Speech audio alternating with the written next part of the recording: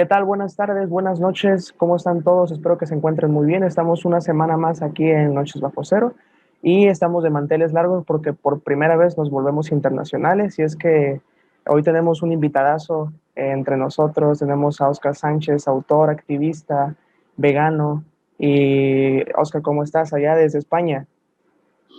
Muy bien, buenas noches aquí en España, buenas tardes, buenos días, allá donde, bueno, cuando vean la grabación, allá donde sea. Donde sea. Estás en Barcelona justo ahora, ¿verdad? Barcelona, correcto, sí, sí, ¿Y qué es tal? mi ¿Cómo, lugar de residencia. cómo estás? Pues muy bien, bueno, muy contento de que hayáis tenido en consideración el invitarme y charlar un rato sobre lo que más me gusta hablar, que es sobre el veganismo y los derechos animales, la liberación animal. Y nada, lo he dicho, muy, muy contento, aparte de muy agradecido, muy contento de poder estar aquí. Hombre, yo te tengo que agradecer bastante que hayas aceptado la invitación, como ya te lo mencioné detrás de la grabación. Para mí es un honor que estés aquí, Oscar, ¿eh? Un honor. Porque aparte de eso, eres autor también. Pero eh, abro este podcast con una pregunta, Oscar, y me gustaría que te extendieras todo lo que tú quisieras. ¿Qué representa para ti ser vegano? Bueno, la verdad es que el veganismo se podría definir de muchísimas formas, ¿no? La definición estándar de veganismo es el rechazo a la explotación animal en todos sus ámbitos, en todas sus formas, ¿no? Es la respuesta ética y política a la injusticia del uso de animales para beneficio humano. Para mí, ser vegano es un imperativo moral. Cuando decimos que queremos respetar a los animales y que queremos que estén bien, es nuestra obligación actuar en primera persona, de manera individual, como, como dando el primer paso para que realmente se pueda traducir nuestros hábitos en el respeto hacia los animales, para que ellos puedan tener la oportunidad de poder vivir y de poder hacerlo libre, que es lo que a todos nosotros nos gusta para nuestras propias vidas, ¿no? Vivir y ser libres. Y entonces, como digo, para mí es una obligación desde un punto de vista ético, ¿no? Igual que, bueno, pues es una obligación ética pues el respetar a otras personas, aunque tengan un color de piel diferente o aunque sean de otro género o aunque pertenezcan a otro o a otra clase social, ¿no? Pero digamos que nuestro comportamiento de cara a los demás, sean humanos o no humanos, es no rebasar esa línea en la que, digamos, invada o amenace la libertad de los demás, ¿no? Nuestra libertad acaba donde empieza la de los otros. Pues nosotros con los animales no humanos, porque hay que recordar que los humanos somos animales también, pero eso es algo que se nos suele olvidar a todos. Bueno, pues sean humanos o no humanos, son individuos, los animales son individuos y por lo tanto tenemos también que respetar sus vidas y también sus libertades, ¿no? Que para mí son los dos derechos básicos y fundamentales que todos queremos para nosotros mismos. Sí, claro, todos queremos que se nos respete, ¿no? Sí, sí, es que al final, bueno, pues el feminismo surge porque la mujer quiere que el hombre le respete y se considere en igualdad de géneros. Bueno, cualquier persona racializada también quiere que el blanco le respete, ¿no? Las clases bajas quieren que las clases altas les respeten, que una persona no sea desconsiderada o discriminada por pertenecer a una clase social diferente, ¿no? Normalmente de recursos más limitados. El capacitismo también es otra forma de discriminar, ¿no?, a las personas, ¿no?, por su coeficiente intelectual, por sus limitaciones, da igual cuáles sean ellos, ¿no?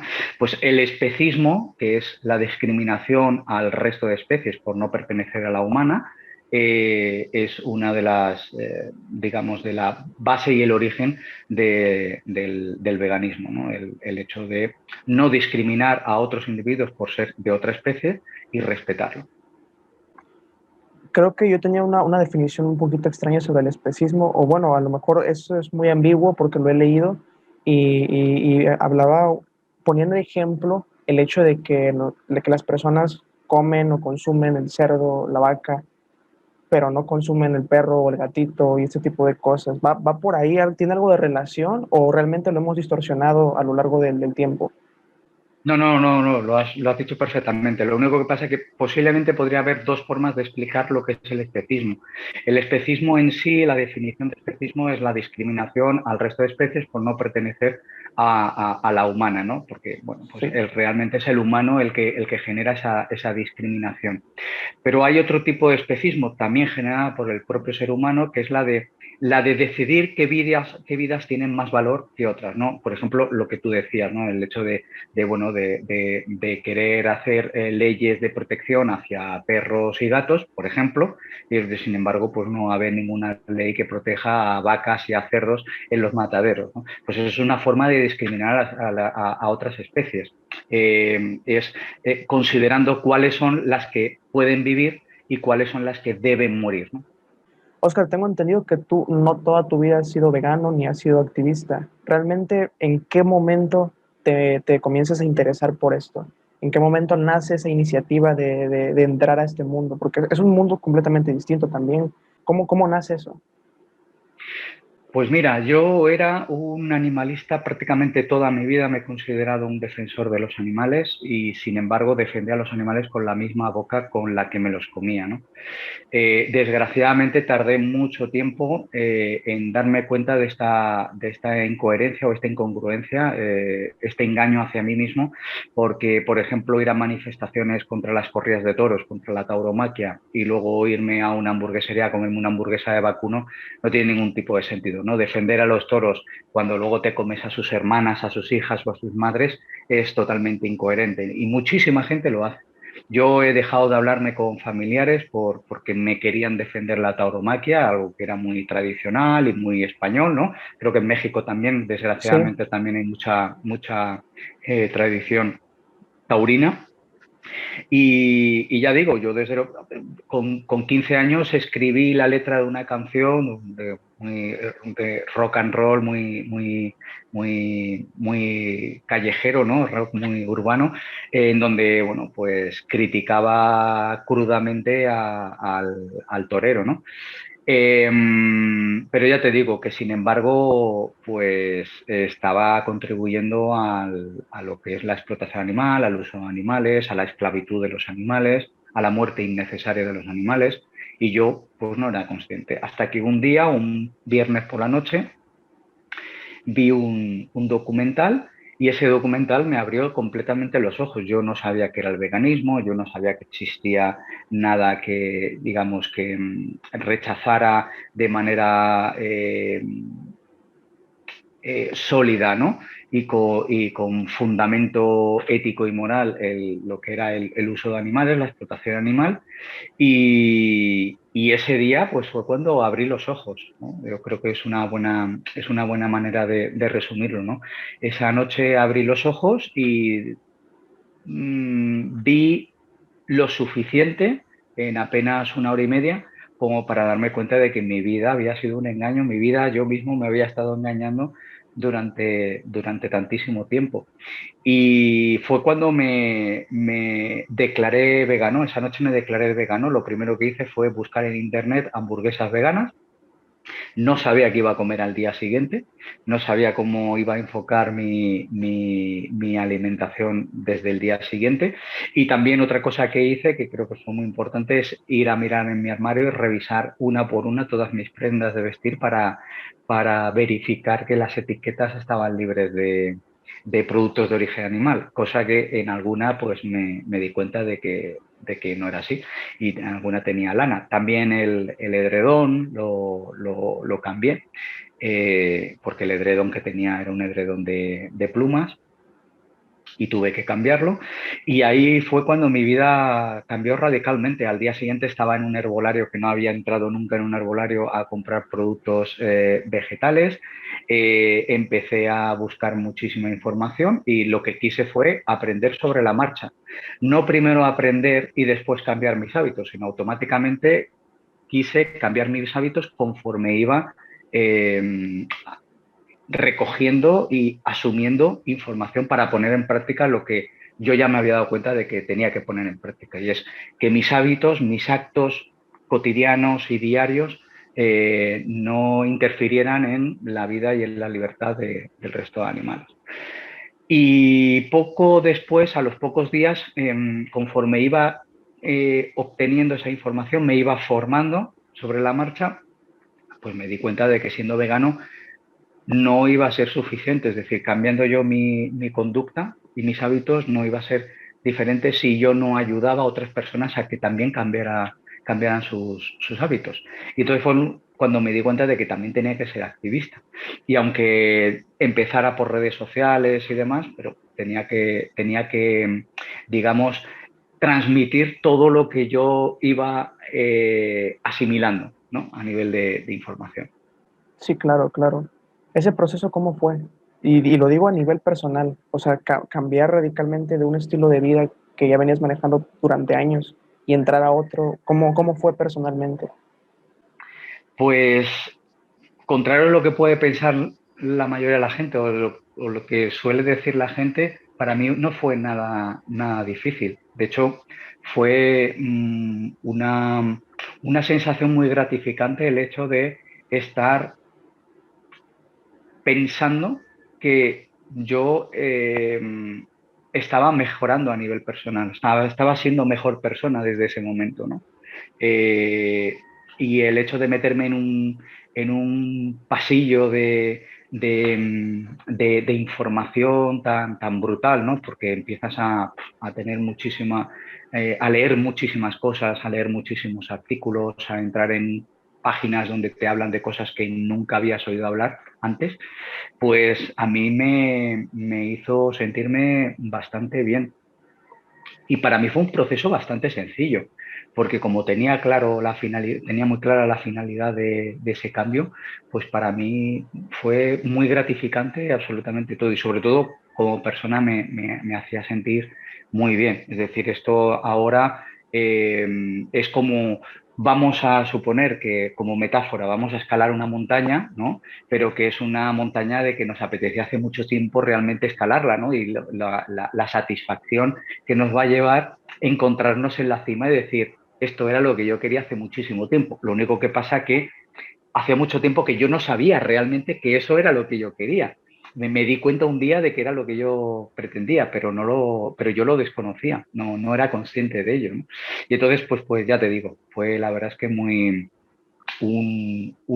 la transición al veganismo, que fue realmente la adquisición de mucha información, fue una experiencia preciosa.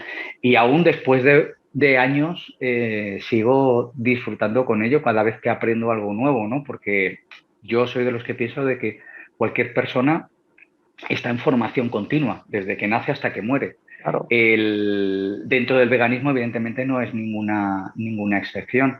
Y dentro del veganismo, dentro del movimiento antiespecista, se aprende mucho con las compañeras y con los compañeros, ¿no? Que hacen también activismo y que, bueno, pues te pueden enfocar unas mismas cosas de forma diferente y te puede enriquecer mucho más, ¿no? Por ejemplo, pues cuando te intentan explicar un razonamiento, ¿no? O mejorar un discurso, el hacerlo desde diferentes perspectivas, con diferentes personas, pues te puede ayudar muchísimo, ¿no? Y eso sigue siendo formación. Y va a seguir siendo formación, ¿no? Inclusive en días Siempre, posteriores. Y Oscar, siempre. cuando hablamos de un movimiento social, sea el que sea, pero en este caso obviamente contigo nos enfocamos mucho en el activismo a favor de los derechos de los animales, ¿esto cómo lo toma tu familia? Porque hay veces que en cuanto mencionas que perteneces o estás haciendo algo a favor de los derechos de los animales, que eres activista, mencionas la palabra activista y es como que estás seguro, realmente lo estás considerando bien. ¿Cómo lo tomó tu familia esto? La verdad es que no tuve ningún tipo de problema ni en casa ni en la parcela, digamos, en el entorno familiar más cercano, más lejano. No ha habido ningún tipo de problema, ¿no? Quizás al principio a lo mejor lo podrían tomar como que quizás era algo pasajero, ¿no? Pero no, desde muy el primer momento ya entiendo, se debía de detectar mi firmeza y con el paso de los años, pues lógicamente Se reforzó.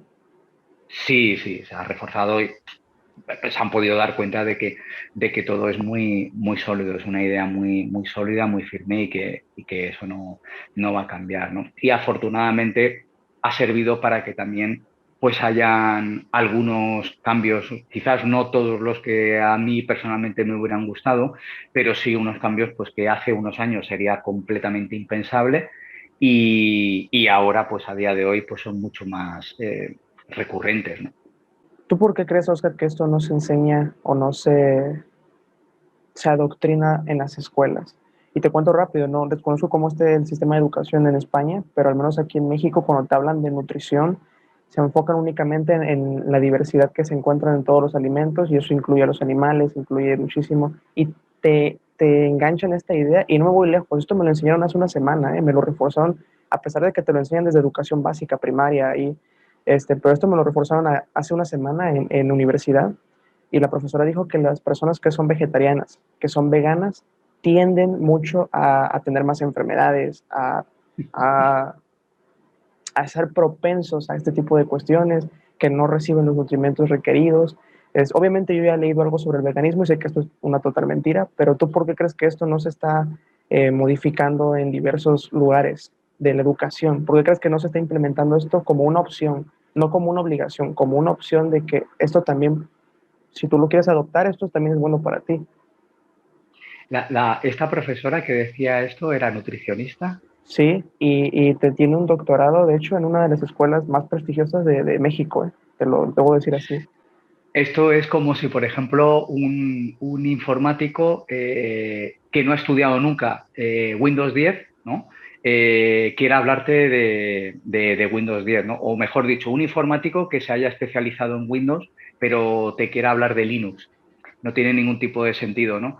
Yo creo que cuando una nutricionista te habla en estos términos es porque, bueno, evidentemente no ha estudiado lo que es o no ha profundizado en lo que son dietas 100% vegetales, porque ya no voy a decir solo la Organización Mundial de la Salud, que digamos que es el organismo oficial y mundial que podría tener, digamos, sería voz autorizada a nivel nutricional, sino que las principales asociaciones nutricionistas y dietéticas del mundo, como son la canadiense, la estadounidense, la argentina, la española, la de Nueva Zelanda, la australiana, la de Reino Unido, te avalan y te confirman que una dieta 100% vegetal bien equilibrada, como cualquier tipo de dieta, es perfectísimamente apta en cualquier etapa de la vida, o sea, en cualquier etapa de la vida. Es decir, una mujer embarazada, tanto para ella como para su futuro hijo, puede tener una dieta 100%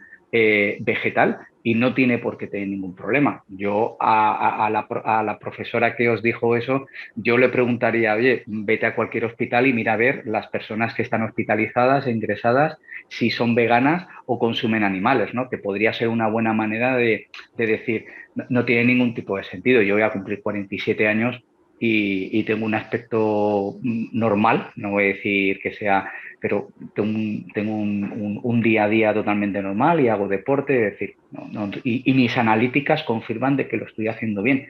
Evidentemente, pues cuando tengo alguna duda ante las analíticas, pues voy a una nutricionista o le hago una consulta y si necesito alguna pauta, pues me la marca, pero no hay ningún tipo de problema. Y con respecto a tu pregunta en concreto sobre por qué no nos enseñan estas cosas en los colegios, pues hombre, yo creo que de alguna manera seguimos una corriente capitalista y sistemática que protege y blinda todo lo concerniente a la explotación animal.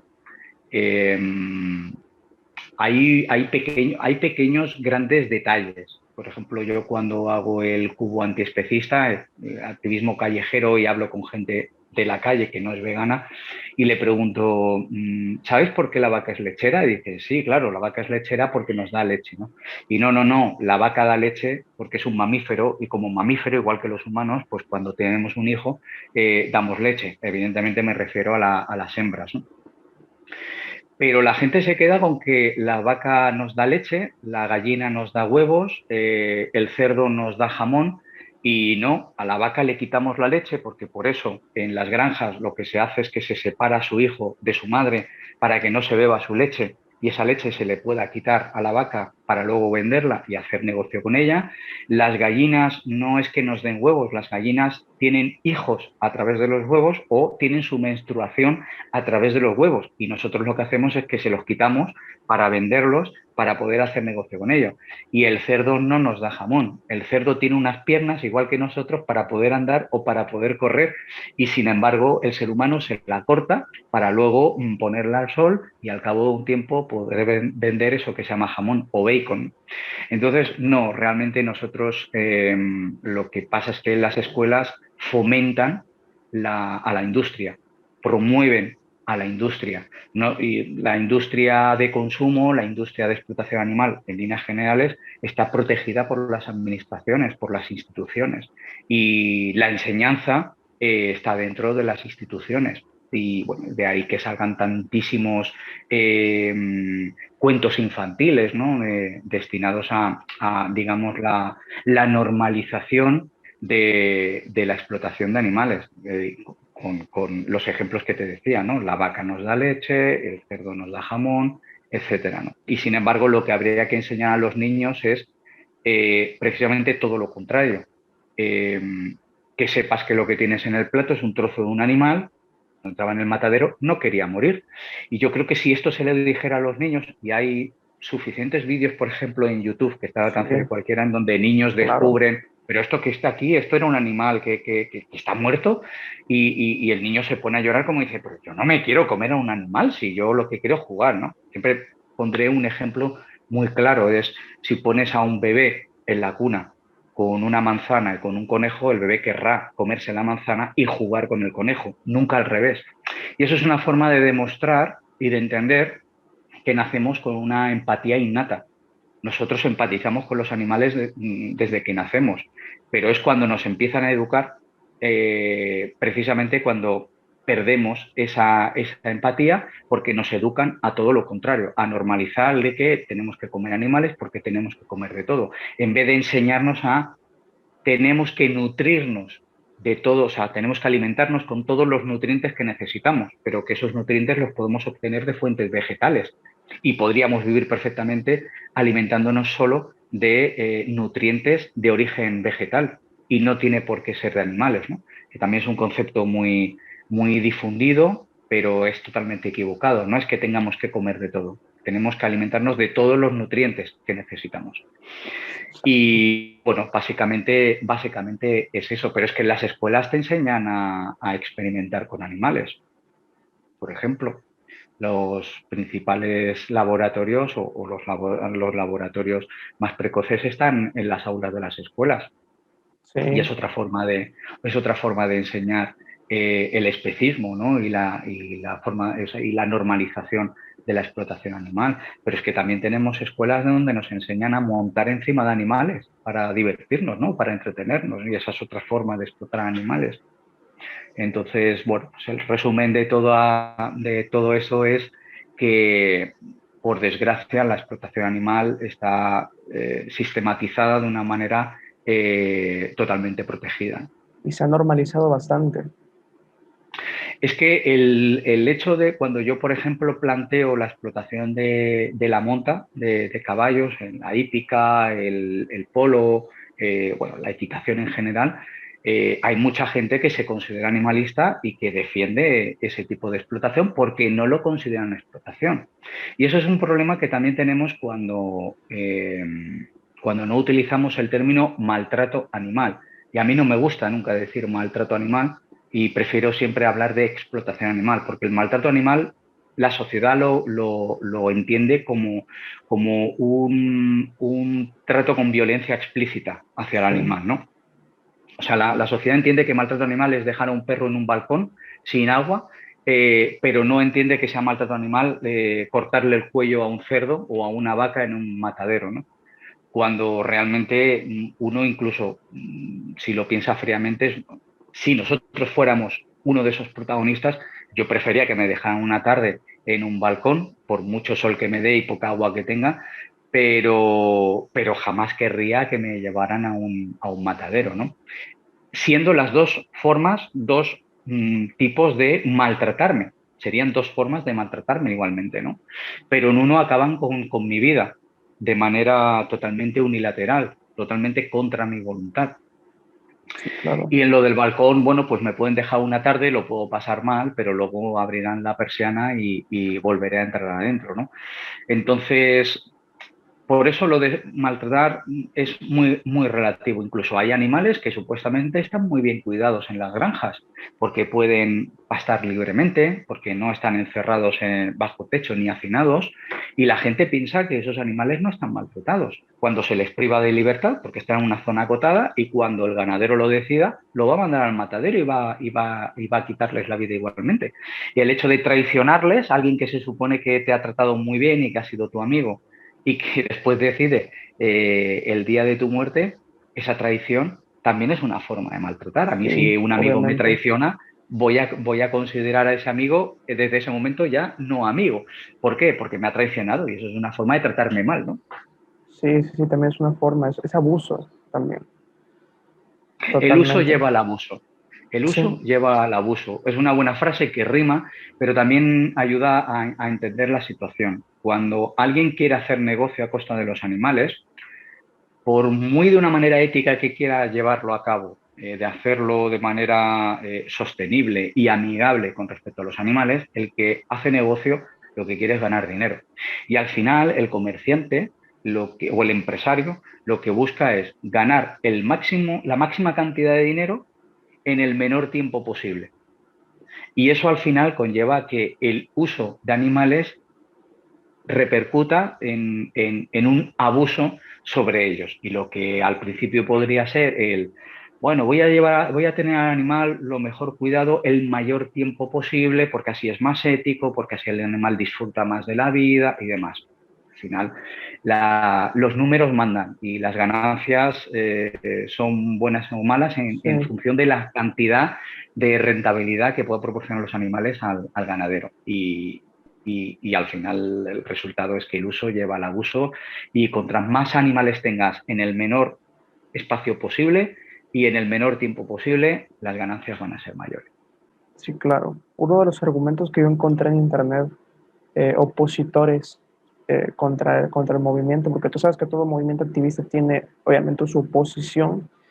Uno de los argumentos que encontré y que sí me gustaría escuchar tu opinión muy directa es que ellos argumentan que en el área científica, la experimentación con animales, que de hecho tú ya lo mencionaste también, que se enseñan en los principales laboratorios de las escuelas, de las universidades, se practica con ellos con fines clínicos, con fines de poder probar ciertos productos químicos, medicamentos, fármacos, para el futuro poder utilizarlos en seres humanos. ¿Eso tú cómo lo ves?